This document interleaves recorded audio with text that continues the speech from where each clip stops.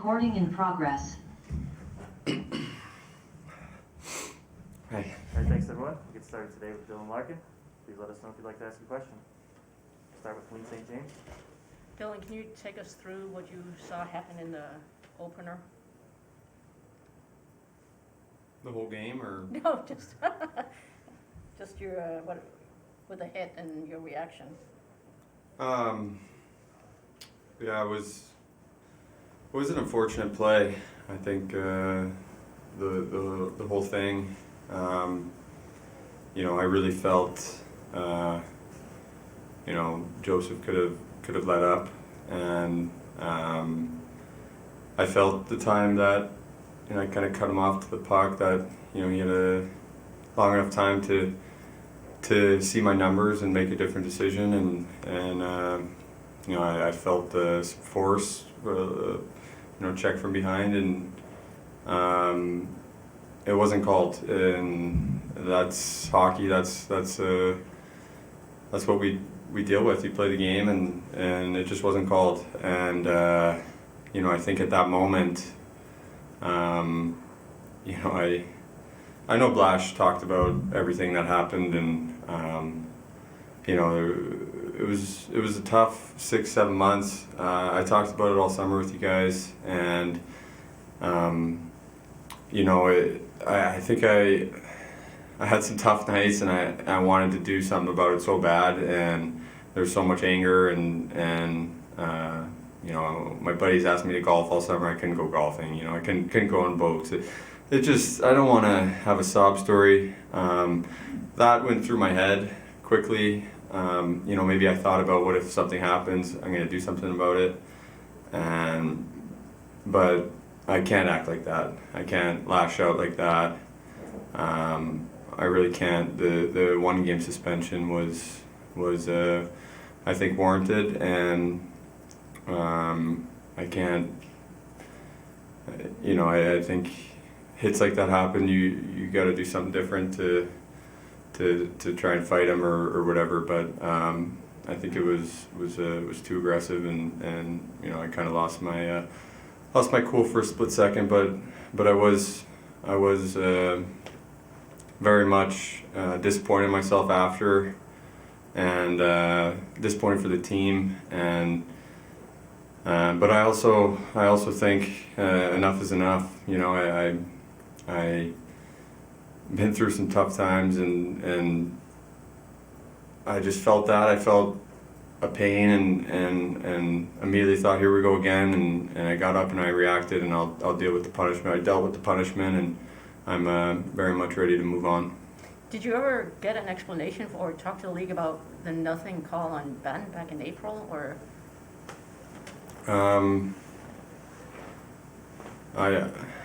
I don't know what I can't say.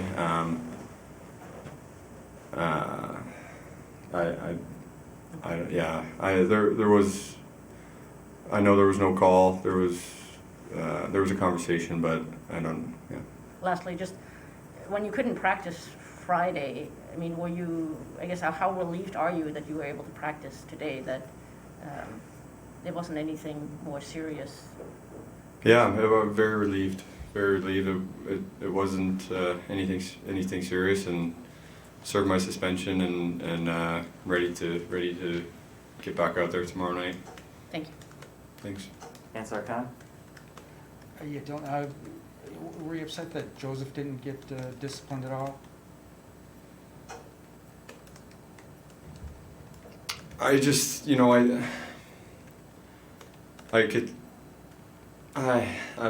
I don't know. I think if there's a penalty there, the play's done. The whistle blows, and I think I've been watching a lot of hockey, and there's a lot of bad hits. There's a lot of questionable hits, and puts the refs in a tough spot. You see a lot of reactions that are not great. It just, I don't have an answer to it, right? I think we just have to play the game. We have to stick up for each other. We can't lose our cool, but we have to stick up for each other, and you kind of have to keep your head up. I'm sorry, I don't have a good answer for that. But these first 2 games here, we're seeing a theme of some players have talked about how sticking up for each other. Zadina got hit the last game. You saw the reaction. I mean, you like that reaction from your teammates and just that the way they're sticking together like that. Yeah, it's important. I feel it in the room. I feel it with the guys. We're there for each other. We have each other's backs. We're as we're moving through these first couple games through the preseason, we're coming together really nice. We're coming together. We're becoming close, and that's important for this. And I think you see it out on the ice. We have each other's backs, and I think we're gonna have to continue to do that. And we're gonna continue to have to get a little smarter and not let it get us off our game. But enough is enough. Teams pushing us around, and we got to stand up for ourselves. Thanks, Tom. Max Boltman. So you felt good out there today? No issues out there right so far? No, yeah, it felt great. So I'm excited to be back with the guys. And then you talked about feeling in the room like you guys are really close. What's kind of driving that? Do you think? Because it is still really early in the year to be. I mean, what do you think has led to that? It's a couple things. I think we have a lot of young players. We're a young team. We have a lot of young players that are been with the team for a couple of years now, kind of coming into leadership roles, and a couple of young players that just made our team, and we're a young core, and that's how you get close. You spend time with those guys. You talk, you hang out, you do everything with them. So, I think our youth and, I don't really have an answer to pinpoint one thing, but it's great to see. It's great to have that feeling. Anything stand out to you watching Saturday's game against Vancouver? Thomas Grice was great. Played great. I think the penalty kill did a great job. We scored on the power play there, and I still again would like to see a little more offensive zone play in the third period, but we blocked shots. We grinded out a win against a tired team, and that's what we had to do. Thanks.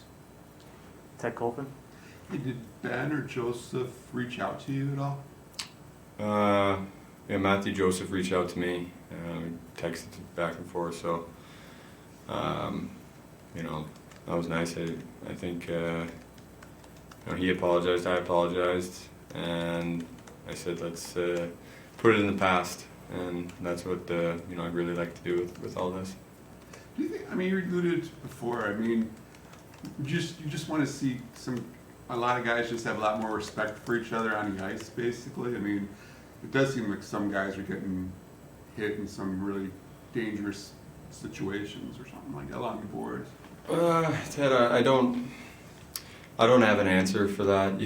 I think I don't know if it's the fans being back and there's energy and guys are so excited. I don't know.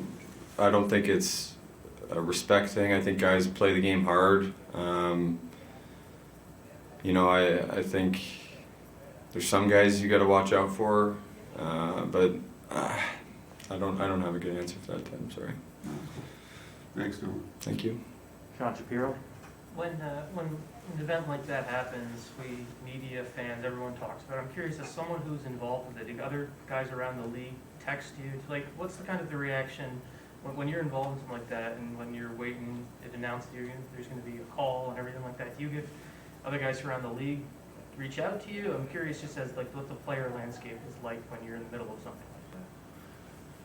like that. Yeah, I had a couple guys that were, friends, I guess, that play on other teams reach out, and a couple former players, right, they're my friends, so it's one-sided. I'm sure Mathieu Joseph had some of his friends text him, and say what was Larkin thinking, and I'm sure it goes both ways. And is there anything when you go into a call like this, or anything, not to get into details, but does it surprise, anything about it that surprises you about the communication, or do you know what to expect when you go into that?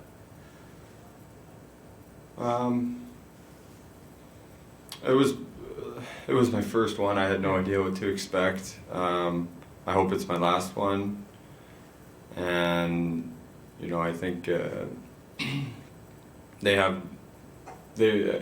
everyone's watched it 100 times on that call. You know,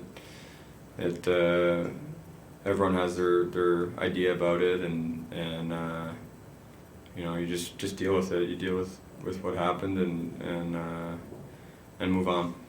Thank you. Yeah, thanks. Bob Duff? I don't know if you saw the Ottawa-Dallas game yesterday, but Jamie Benn basically did off the face-off to an Ottawa center the same thing he did to you. You know, when you see these incidents keep happening and the league doesn't seem to address them, it seems like you guys are almost in a position where you kind of have to police it yourself. Is there a level of disappointment that it's kind of left up to you guys to settle these scores?